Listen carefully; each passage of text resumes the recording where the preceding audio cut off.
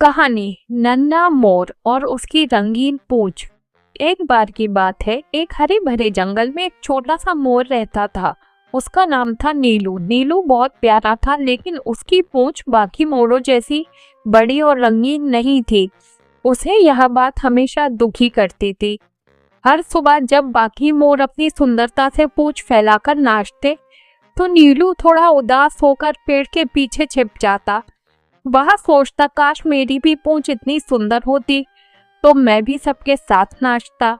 एक दिन जंगल में बादल छा गए, हवा तेज चलने लगी और आसमान में बिजली चमकने लगी। सारे जानवर अपने अपने घरों में भाग गए। तभी नीलू ने देखा कि एक छोटा तोता पेड़ से गिरकर कीचड़ में फंस गया है। नीलू तुरंत दौड़ा और अपने पंखों से उसे उठाकर सुरक्षित जगह पर ले गया। उसने तोते को साफ किया और उसके पंखों को सुखाया। तोता बोला, नीलू, तुमने मेरी जान बचाई है। मैं तुम्हें एक जादुई तोहफा देना चाहता हूँ। नीलू हैरान होकर बोला, जादुई तोहफा? तोता मुस्कुराया और बोला, हाँ, कल सुबह सूरज की पहली किरण जैसे ही तुम्हारे ऊपर पड़ेगी, तुम देखना कुछ खास होगा।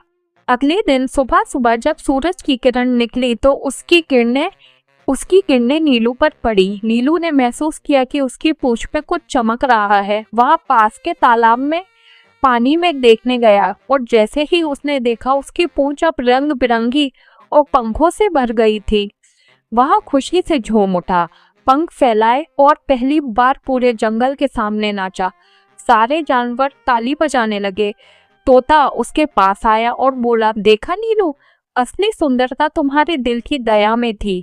उसी ने तुम्हें ये रंग दिए हैं। नीलू ने कहा, अब मुझे समझ आ गया है कि सुंदरता सिर्फ बाहरी नहीं होती, अंदर की भलाई ही सबसे बड़ी सुंदरता है।